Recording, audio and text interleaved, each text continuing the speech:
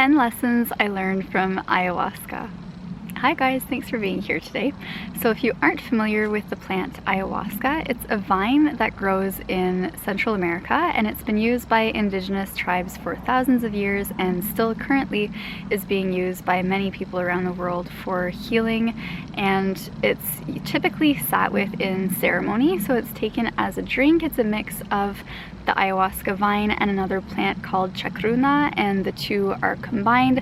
The active psychoactive component is DMT, and whenever we sit with this plant we get sort of a big mind-opening experience. So today I want to share with you 10 lessons that I've learned. In the last 3 years I've sat in ceremony a number of times, and I've learned different lessons along the way in different ceremonies depending on what was going on in my life and also what was being cleared, purged, processed. So I've made videos on this. I think I've only posted one. I made another secret video, which I don't know if I'll ever post, but I'm sure I'll make more in the future talking about my experience with this plant. But essentially what happens whenever we take ayahuasca is we have an intention going in of whether it's something specific. I know my first intention, I think, ever going into my first ceremony a few years ago was to know myself better. So something can be as simple as that, to know yourself better. I've had some other times to help heal different aspects, heal my heart, different specific things in my life. So whatever your intention is, you are going to experience something very different. Sometimes sitting with ayahuasca can be very potent, other times it might feel very mild, and so every experience has been very different. But I have a list of 10 things that I have learned that I want to share with you guys. And these are lessons that I may have been learning throughout my life, and sitting with the plant just made them really come to the forefront, and for me to experience and see them and process them in a very concrete way, so that I left the ceremony feeling like a new person, almost like I had shed part of this exterior shell and had been more aligned with my soul or my spirit. So the first lesson that ayahuasca taught me, and this is one that I talk about in my video on my first experience with ayahuasca, so I'll link that in this video description so you guys can watch that more in detail. But the first thing was that we are in control of our reality, and that what we focus on grows. So my first experience with ayahuasca really taught me that and showed me that, and how if ever I would be feeling like things that felt really bad, it was almost like I'd go into this like dark space of feeling even worse and feeling like I wanted to vomit and all this stuff. And then if I would turn my attention towards something that felt good, I would start expanding and feeling much better. And it was almost like I felt a little bit of guilt for feeling so good, because I could sense that there were other people in the darkness and I didn't want to leave them behind. But then I realized, like, the more I feel that guilt and stay in the darkness, it's not helping anyone. I'm just in that darkness too. And so if I focus on the good and the light, and I'm really raising my vibration, then I can act more as a lighthouse to help others. And this was such a beautiful lesson to learn. And in that first experience, I remembered seeing sound for the first time. Like, I could actually visually, we were singing and there was guitar playing, and I could see waves of color coming out of people's voices and out of the guitar, and I could see this light blue coming out of my voice, and I felt like I sounded like an angel. And it was just such an expansive experience. But the lesson here was that you can have that in any circumstance, in any situation. There's always light and dark, and what you choose to focus on will grow. So another lesson that I learned from ayahuasca is that you are not a prisoner to your past. So a lot of us in our daily lives can be living in our past and kind of like replaying certain situations or things that happened, and we can make ourselves become prisoners to our past. But what ayahuasca has shown me is that we can actually go into our past and physically release it. So with ayahuasca, a lot of times we'll purge energy from the past. So it might be through physically purging, like vomiting or through crying. Other people experience physical purges in different ways, but we're essentially like grabbing memories from the past and uprooting them and removing them, and then we leave oftentimes feeling a lot lighter. But there is an integration process too, so sometimes it can take a little bit of time afterwards to fully integrate what has come through. Another lesson I learned from ayahuasca is that everything in your life can change. So again, how we are the creators of our reality and what we focus on grows. Of course, this also means that anything that's in our current reality is malleable and everything can change. Another lesson was you are much more powerful and amazing than you realize. So whenever I've sat with ayahuasca, it's almost like getting to see a part of my soul that I may not be fully conscious of in my day-to-day life, and seeing that power that exists within me and the potential that's in me, and how much your place on earth really contributes to the whole. And then another lesson was sing and dance. It's magical and healing. So like I was saying, in my first ayahuasca ceremony, I could see sound for the first time, and just seeing the power of music and of dance, and how as we're more in motion, we're more similar to the flow of the universe, the world around us, our spirit, as the wind is here reiterating that. We're more like the wind when we let ourselves dance and move in it. And you can see like these fractals of how everything in the world is created, from like the seed of life with sacred geometry to everything else that grows outside of it. Like life is a dance, so as you dance through it, it moves a lot more smoothly.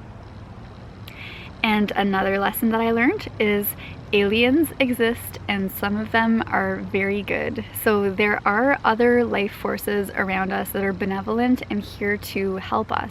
And if we allow ourselves to be open to it, you can always ask for protection, because not every outside life source is benevolent. Some of them are malevolent. So ask for protection so that you're safe and protected from anything that may want to cause harm, but then be open to the benevolence of these other beings who have been there, done that. There are other planets that are much more advanced than us, and there are other species who want to help us get to where they are. So there's a lot of outside help for us if we're willing to be open to it. And another lesson is there is energy around you always.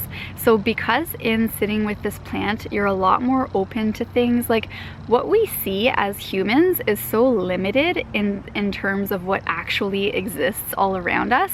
But whenever we're connecting with these types of sacred medicines, they're able to open us up to a lot more dimensions, realities. We're able to see, hear, and feel a lot more. So one of these lessons was just how we are never alone, and there's always energy around you. There's ancestors, there's help, there's so much that's around you always. So you're always guided and protected.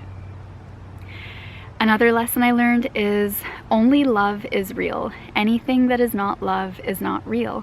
So again, in this experience, whenever you're connecting with the plant, I don't want to say that you have to be connecting with ayahuasca. If it's not something that resonates, then certainly don't do it. It's not for everyone. For me, it's been really helpful along my journey, but it's certainly not necessary. But whenever you are choosing to connect with a plant like this, it does have psychoactive properties where your brain is opened up in different ways, and it can almost act as a form of surgery, where if you've got thoughts in you that are detrimental, they may be removed. If you've got memories or things that are stored in you that are causing blockages or physical issues or illnesses, they may be removed in a sense too.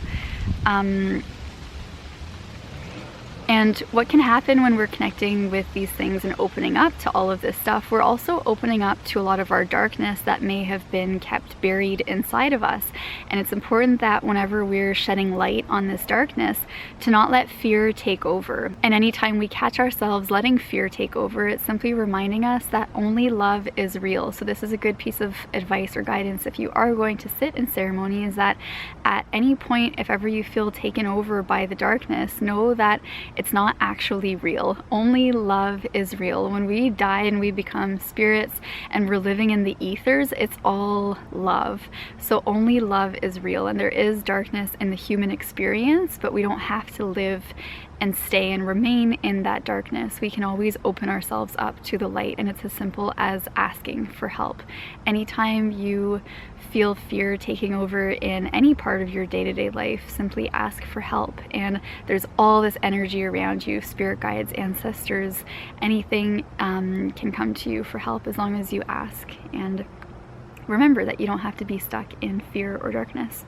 So the other lesson that I learned is that self-love is the most important thing you can have. So what I saw is that at the root of all pain is a lack of love and a lack of self-love.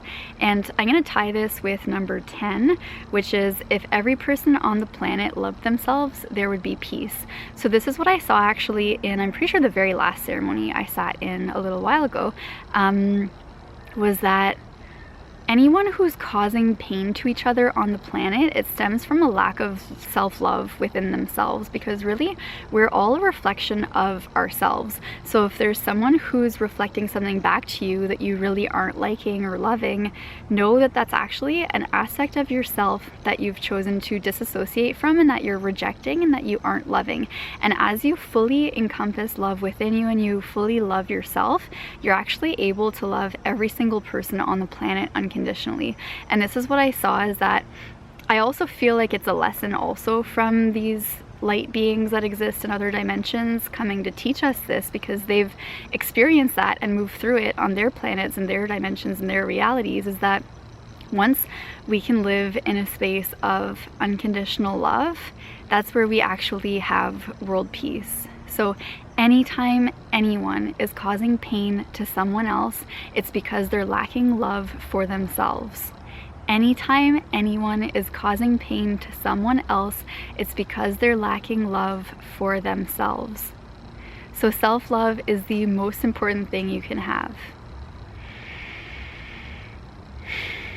And anytime anyone has caused you pain, it's a lack of love within themselves too. So it's never to take anything personally. It's just to see that there may be a lack of love around us. And the more that we can love ourselves and love each other, the more we step into this space of peace. So that's where I'm at along my ayahuasca journey, in the sense of 10 lessons that I've learned.